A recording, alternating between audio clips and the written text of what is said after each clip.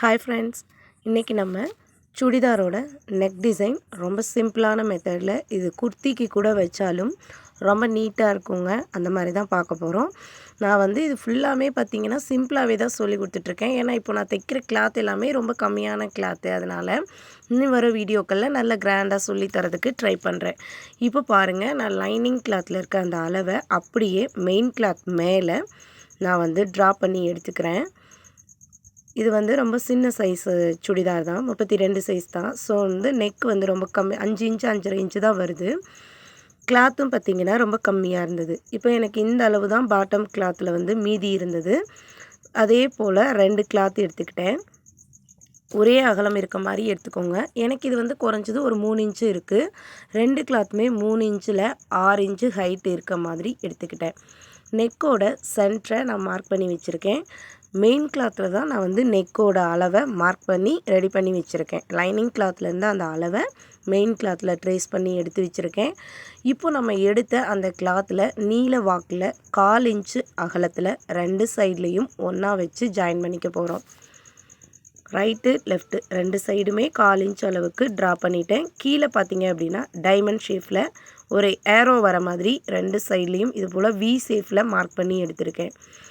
இப்போ நம்ம மார்க் பண்ணோம் இல்லைங்களா, அந்த அளவை நம்ம அப்படியே தைச்சிக்கலாம். இப்போது இது போல் நம்ம தைச்சிட்டு அதுக்கப்புறம் நான் இந்த தையல் பகுதி உள்பக்கமாக போகிற மாதிரி வெளிப்பக்கத்தை திருப்பி எடுக்க போகிறேன். இப்போ நான் உள்பக்கம் வச்சு தான் தைச்சிட்ருக்கேன்.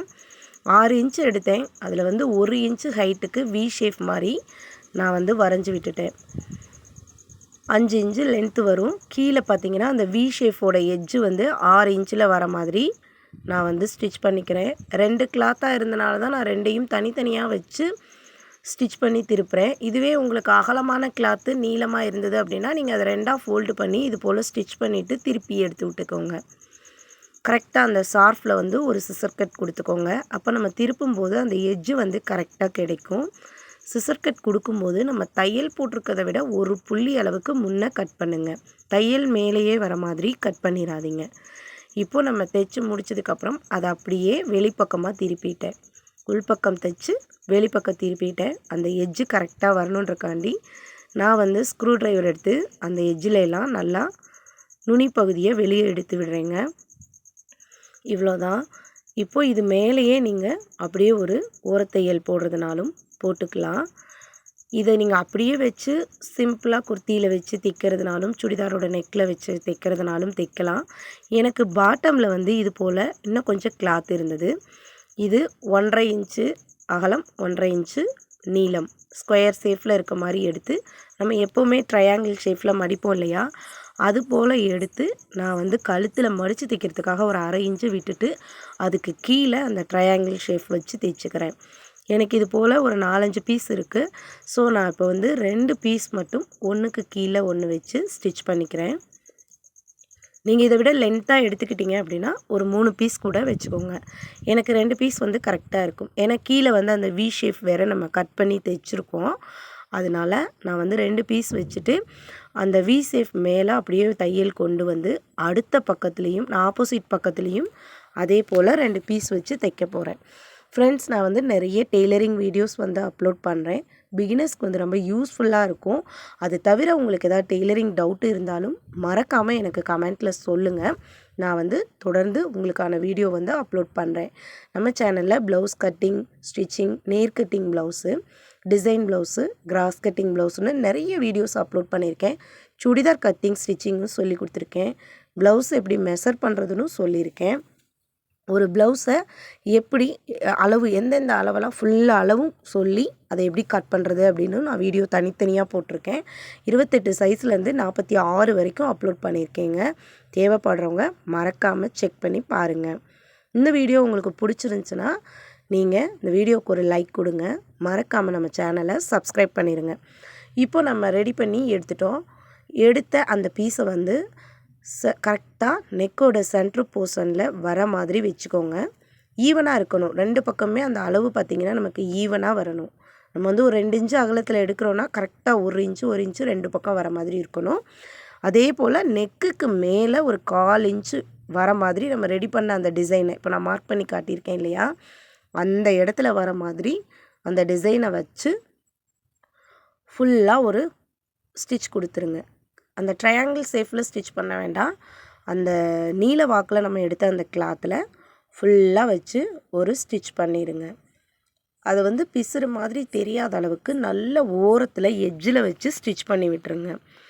எனக்கு இது கிளாத் கம்மின்றனால தான் நான் தொடர்ந்து நெக் டிசைன் கொடுத்துட்ருக்கேன். சுடிதார் டிசைனுக்கு பிகினர்ஸ் ஈஸியாக தைக்கிறதுக்காக தான் ரொம்ப பொறுமையாகவும் சொல்லி கொடுக்குறேன். அதே சமயம் சிம்பிளாகவும் சொல்லித்தரேன். கிராண்டாக உங்களுக்கு டிசைன்ஸும் நான் வர வீடியோக்குள்ளெல்லாம் அப்லோட் பண்ணுவேன். அதுக்கு இதில் வந்து கிளாத் ரொம்ப கம்மியாக கொடுத்துருக்காங்க. ஸோ நான் இருக்க கிளாத்தை வச்சு கேன்வாஸ் இல்லாமல் சிம்பிளாக எப்படி தைக்கிறதுங்கிற மெத்தட் தான் இப்போ சொல்லி கொடுத்துட்ருக்கேன். உங்களுக்கு நான் சொல்லி கொடுக்குற மெத்தட் புரிஞ்சிருந்துச்சு அப்படின்னா ஒரு லைக் கொடுங்க.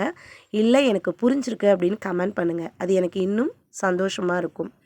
இப்போது நம்ம மெயின் கிளாத் மேல் பகுதியில் வச்சு அடிச்சிட்டோம்.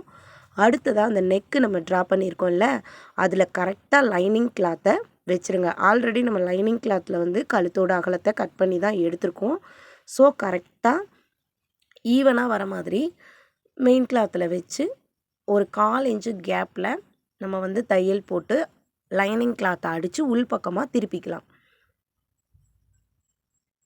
லைனிங் கிளாத்தோட நெக்கிலேருந்து நான் 1/4 இன்ச்சு இவ்வளோ தான் வருது. அதை உங்களுக்கு மார்க் பண்ணி காட்டுறேன். இப்போது இது மேலேயே நான் வந்து ஸ்டிச் பண்ண போகிறேன். ஸ்டிச் பண்ணிவிட்டு நம்ம எப்பவும் போல் லைனிங் கிளாத்தை உள்பக்கமாக திருப்பலாம். திருப்பிக்கிறதுக்கு முன்னாடி அந்த கார்னர்லாம் வளைவுகளில் ரவுண்ட் நெக்கோட வளைவுகள் இருக்கு இல்லையா, அதிலலாம் சின்ன சின்ன சிசர் கட் கொடுத்துருங்க. அப்போது இந்த லைனிங் கிளாத் வந்து உள்பக்கமாக போயிடும். ஃபினிஷிங் வந்து நீட்டாக இருக்கும். மெயின் கிளாத்துக்கு மேலே லைனிங் கிளாத் தெரியாது. சேம் கிளாத்தாக போட்டாலும் சரி, ஆப்போசிட் கிளாத் போட்டாலும் சரி, இந்த மாதிரி சிசர் கட் கொடுத்து ஓரத்தையல் கூட நீங்கள் போட்டுக்கோங்க. போட்டுட்டு அப்புறமா நீங்கள் லைனிங் வந்து உள்பக்கமாக திருப்பினீங்கன்னா ஃபினிஷிங் நல்லாயிருக்கும்.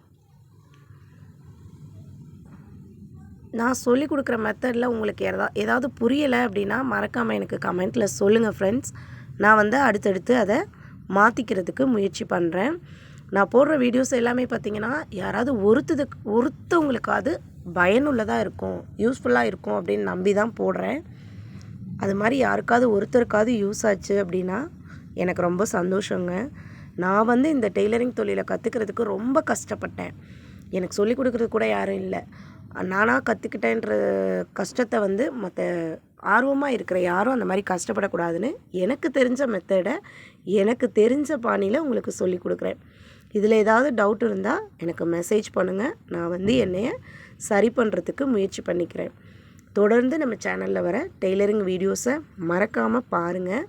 இந்த வீடியோ உங்கள் ஃப்ரெண்ட்ஸ் அண்ட் ஃபேமிலி யாருக்காவது தேவைப்பட்டுச்சுன்னா ப்ளீஸ் மறக்காமல் அவங்களுக்கு ஷேர் பண்ணிடுங்க.